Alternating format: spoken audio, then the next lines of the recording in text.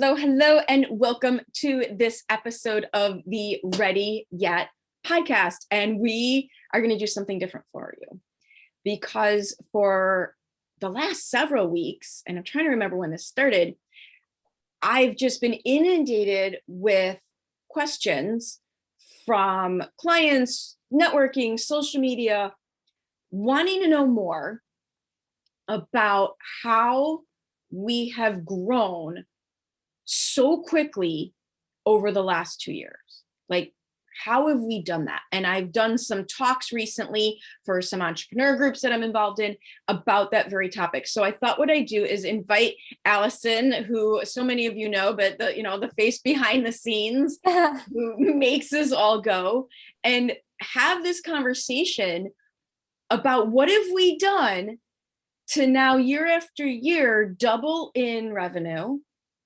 and go from basically what I can now, not then, but what I can now fondly look back on as Erin's year of failure, 2018, where I literally made $11,000 in 2018, to now being a multiple six-figure business. Like, how did that happen? I promise it wasn't by accident, though some of it was by luck, right? So Allison is here with me. She's the person, like I said, who makes this all go. And I think, we were chatting before about how did we do this? And I think the number one thing was making the decisions and taking the action. Like, make decisions and take action. You can get ready to be ready, to try to be ready, to think something through, and nothing happens. Absolutely zero things happen until you take the action. That's one thing I love about working with you, because sometimes you don't know the answer or what the outcome might be, but it's like, hey, let's try it. What are you going to lose? Nothing's going to be accomplished if you don't do anything. Right. I love how you said that. What are you going to lose? Because I think that's what stops most people. What is there to lose? But here's the thing. If you take zero action, you have zero. So what is there actually to lose? A dog. Now, this is the other thing. So I'm not in my podcast studio. I'm actually in my office. So you're getting the actual real experience of Allison and I working together. There's a dog barking, and odds are there'll be a cat here at some point. So what is there to lose if you don't take the action? And it's not just action. It's massively imperfect action. And what I like, I'm going to relate it to childbirth, having no children. But you always, right? We don't have, neither of us have children, but we hear people say all the time, if you remembered how painful it was, you wouldn't have a second one. I kind of feel that way about the business. There's certain things that we've tried that have so not worked out that if we were hung up on it, we'd never try anything again. Yeah. And I think that's one of the other tricks. Like, don't get caught up in what doesn't work. Learn from it. Absolutely. Learn from it. I mean, as we get ready to put a webinar out for December that I'm really, really excited about, I can't help but laugh at our earlier attempts at webinars that nobody cared about. The only people who saw it were you and me. Right? I mean, seriously, like 3 people would watch it, and it was 3 people who were already working with me. And it was stuff that I've already helped them with. And it sucks in the moment. And maybe that's the lesson. As I say that, the other thing I've had to learn is to stop ever thinking about any individual act as an easy button or the silver bullet or the miracle that's going to change everything. I think I watch entrepreneurs do that. Okay, if I write the book, I'll get to 6 figures. If I do a webinar, everything will change. I'll have tons of clients. And it's what these tactics on Facebook will have, tactic coaches will have you believing this is all you need, set it and forget it. Right. And that's one thing we have absolutely found is that does not work. It is the culmination of all of the little things. Right. For sure. And the other thing, and this is where you're helpful for me, is your willingness to just try to figure something out. I mean, out of everything, email management's great. God knows I should never be in charge of a calendar. I have no ability to handle time zones, but the willingness, your willingness to listen to what I'm trying to do, and instead of saying, no, we don't know how to do that, saying, well, I've seen it, so we should be able to figure that out. Yeah, I'm always willing to take a stab at it and, hey, I think I can make this work and let's try it. And if something is out of my realm of capabilities, I'll be the first one like, okay, well, this is where we need to find someone who's a little bit more of an expert. Well, and that's the balance. That's the balance. It's don't spend one of my rules, don't spend a whole lot of time doing a really bad job at something that somebody else can spend a short amount of time doing a great job at, and knowing where that line is. Where is the line between bootstrapping to get your ball rolling and, okay, you're self-sabotaging growth by DIYing everything. Yeah. And figuring that out. So it's take the action. Don't get hung up on the things that don't work. Differentiate between bootstrapping and DIYing when necessary or when it becomes sabotage to your growth. But again, don't not try something because you don't yet know how to do it. Yeah. Don't let the fear stop you. If you're not spending thousands and thousands of dollars on something, then hey, just try it out. See what happens. Because we've made enough of those thousands and thousands of mistakes as well, right? I laugh. It's that fail faster, right? Yeah, totally. Still continuing to work on fail cheaper, but it's definitely fail faster and get the information and take the next step. Yeah, course correct. Keep going. Keep going. Don't let it stop you. Well, and it's the don't let it stop you, because most things don't actually work. I think that's the secret that people don't want you to know. All of the coaches in the world who are selling tactics and trying to show you how to get ahead don't talk enough about the fact that most things don't actually work. It's a process. And so we make all sorts of plans, and then the plans go right out the window. Yeah. When they have to, such as an event that was supposed to be held in March that ended up being held in May. For a variety of reasons. Right? Plan, measure, adjust, but not throwing the baby out with the bathwater when it doesn't work. Yeah. You brought up your event, and I don't know that a lot of people know that it was planned for March and it got moved, and you had COVID and it knocked you out. And there was a split second where we were like, okay, well, we can try to make this work and struggle. And, then there was this point where we're just like, no, it can get moved. We want this to be good. We want the output to be good. There's no point in killing yourself. Literally. To get it done in time. It could have been literally. Yeah, absolutely. So it was just, okay, it's now in May. And you put on a really great event, and, that's how it happened. You just kind of rolled with it. I had a great time at my event. And I think that, roles from there. So but one of the things you talked about, the lesson is nobody else knows you didn't do it the way you originally planned. Yes. And we're pretty good. I know I get hung up sometimes, but we're pretty good at realizing that one individual thing doesn't matter.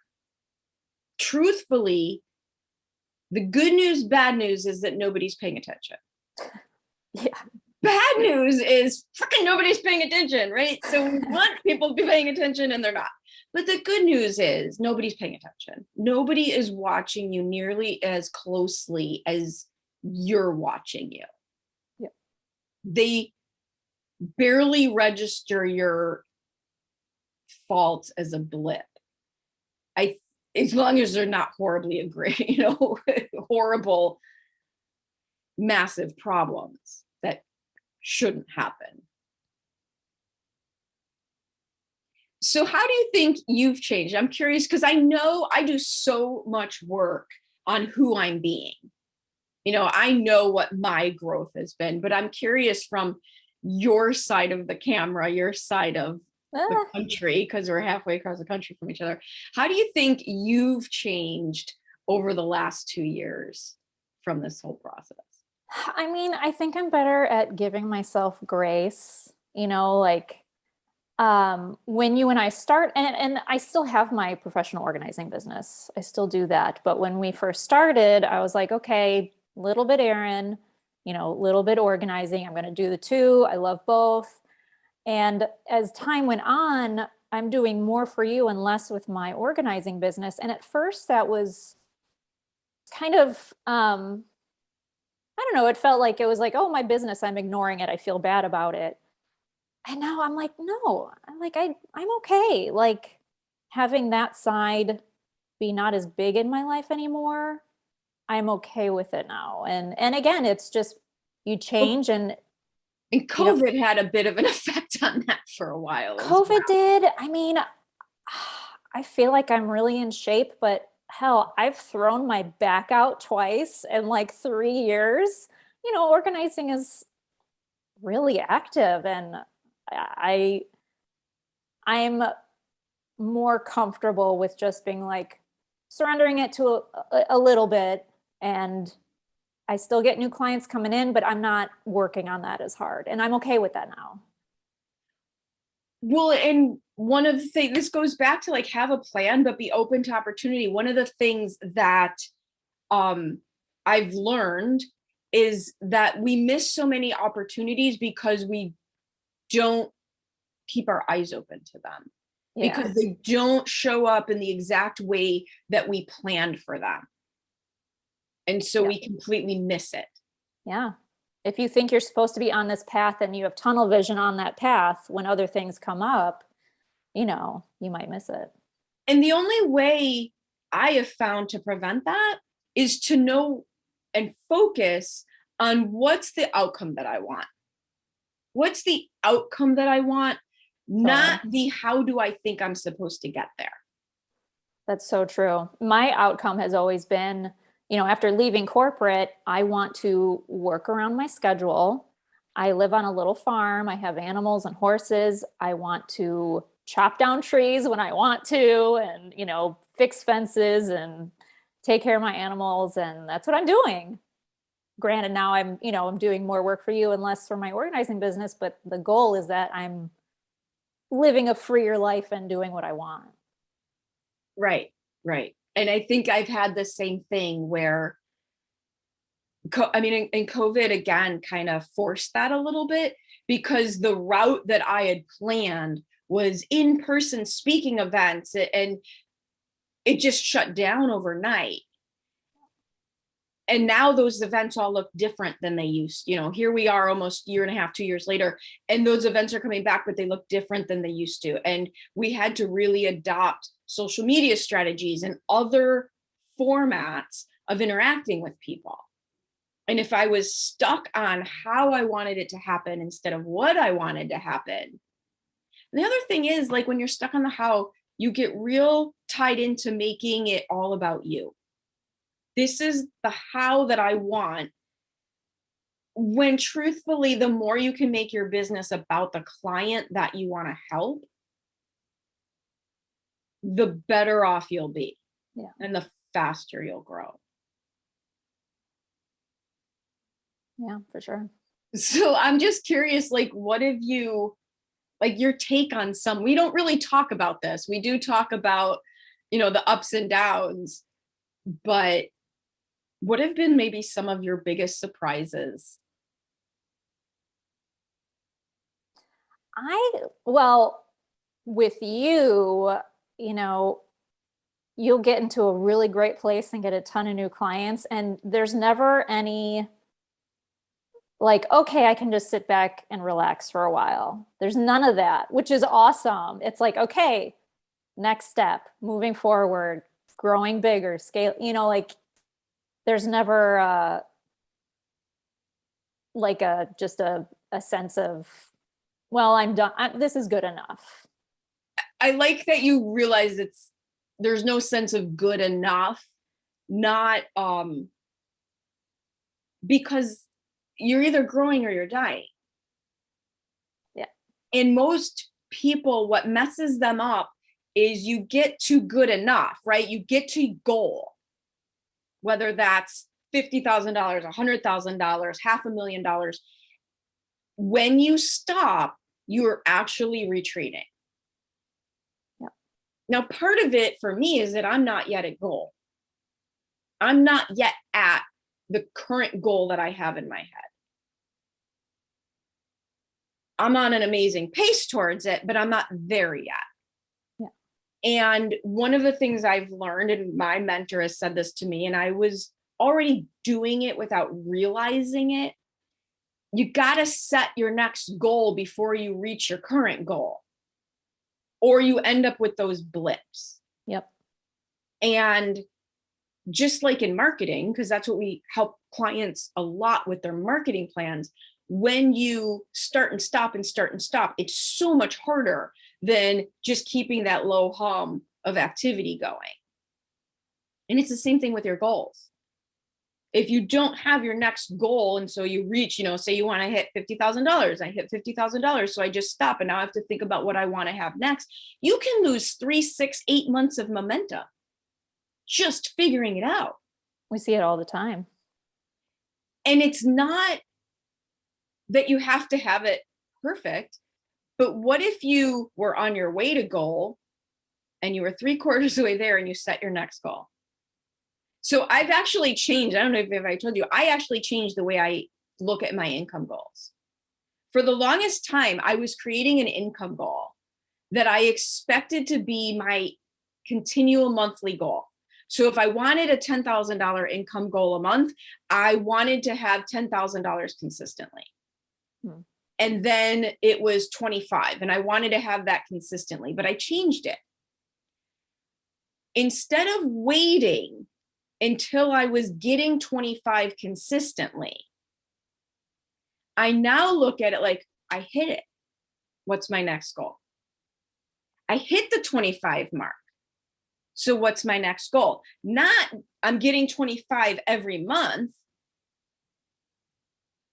but this is allowing me to move right past getting 20. It's going to, instead of waiting till I get 25 a month, I'm going to have my $50,000 months. Now you have to be okay with never reaching your goal and not interpreting that as a failure. You have to giving yourself some grace there. Give yourself some grace and using it as a tool, and feedback, not failure, using it as a tool to keep you moving instead of a goal that says you're finished. And I think that whole, what do they call that? Unconscious competent. I was doing it, but I didn't realize I was doing it. I was continually planning what's next. And this is where I know, like you and other team members we've had helping us, Nicole was helping us for a while, and you guys would just laugh at me. The way that I described it to you once, and being the workers that you are, thought I had lost my mind. But to me, once the plan is done, it's over. Now we just got to do some work. You guys were like ready to kill me when because you're like, yeah, a whole lot of work, right? Yeah, really done. Uh-huh. But that's what it means. I've now realized what that was. That is my way of saying, I expect this to reach the goal. So now I have to plan for the next thing to reach the next goal without waiting for a lag time in between. Yep. And use goal setting as the tool it's supposed to be, not the result, has made a huge difference. And I'm very excited to now have the language to explain it to myself and not just be doing it on accident all the time. Yes. So what are you most proud of in the couple of years because not only this is also, your basically 2-year anniversary with me as well. Yeah. In this business anyway. What are you most proud of? I mean, well, one, I'm happy 2 years ago at 5 a.m. you decided to text me and ask if I wanted to work with you. Well, it was 5 a.m. for you. It was 4 a.m. Because you're a crazy person. When you have a stroke of genius, you have to just aha, Allison. Oh, it's funny. No, but I'm so happy because obviously doing what you do, it helped me with my organizing business. And I love the dynamic, I'm proud of what I've helped you build. Oh, yeah. I think any business owner is crazy if they don't get a VA because, allowing me to take over some of the grunt work that is hard for you to do, but someone like me, man, it is a breeze. And that way you are in your zone of genius and, I can help you grow and I see that growth. There's no way in a million years this would have happened if it was just me. Oh yeah. I mean, not even close. Mm-mm. And the corporate job we shared, I learned that there. Step on the gas when everybody else is stepping on the brakes. Make the hire and do the thing before you're ready to do the thing, because it pulls you forward. Yep. I got that job when there was no job to have. The corporate job where we met didn't exist when I was hired. He hired me because we connected and he knew I would be a good team member. And then we created the job, which just continued to evolve very quickly. Yeah. Into, the fancy titles and traveling and everything. But I do keep that with me. Add to the team when I have a feeling there's an opportunity, not once we've buried ourselves and can't handle it anymore. Yeah. Because it doesn't cost you money. That's what makes you money. For sure. I've had so many organizing clients who are business owners and they really need help with their business. They need help organizing physical things, but they need other help with their business. And I've told so many of them, hire a VA, just do it. You will thank me later. Right. And I've told a million people that no, Allison doesn't do this for anyone else. I get asked that is Allison taking on more clients? Only if you have a dog she needs to babysit. No. Yeah. No. So what parting advice would you, aside from hire a VA, which I support fully, and I'm going to add to that, hire the team and then trust their abilities. For sure. Most of the time, I don't tell you how to do something that you're better at doing than I am. We talk about what the outcome needs to be. And you know how to do it better than I do. So why would I why would I try to recreate my chaos? Right. So it's not just hire a VA, but hire a VA, set the expectations, but then let them help you. And what other advice would you give our audience here from what you've seen us, we've talked about taking action, not freaking out when it doesn't work, realizing that it's just a piece of the process. There is no easy button or silver bullet, so you have to keep going. Now that I think about it, we've actually had a lot of these good little nuggets in here. Setting goals before you reach them so that you can keep growing, not just sitting back thinking, oh, wow, there we go, we did it. Yeah. Hire a VA, let them, hire a team and let them actually do their jobs. Yeah, hire a team. Again, like if there's something you and I are like, we need this, but we don't know how to do it, that's when you're like, all right, well, we'll get someone who does know how to do it. Right. Problem solved. And I think that's the other thing. We didn't invent coaching.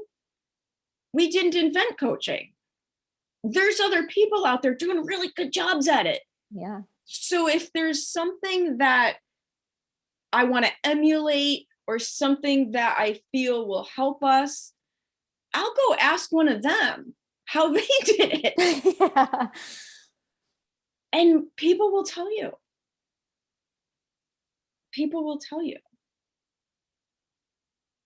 Awesome. Parting words of wisdom. It's all possible, right? Yeah. I mean, again, don't be too hard on yourself, because I think that stops a lot of people, and you get stuck in that fear and don't move anywhere. Well, and I think we've had days, we've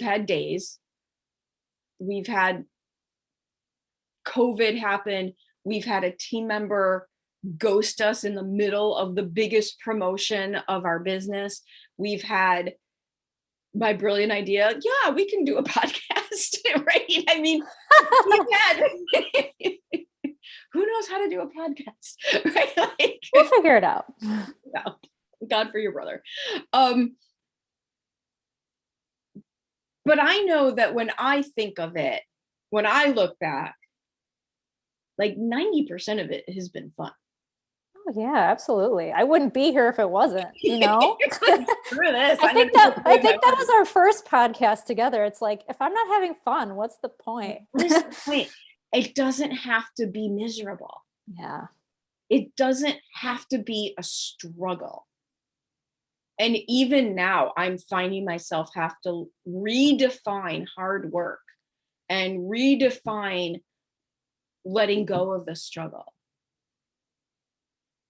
And the realization that it really all can be easy if I decide it's easy.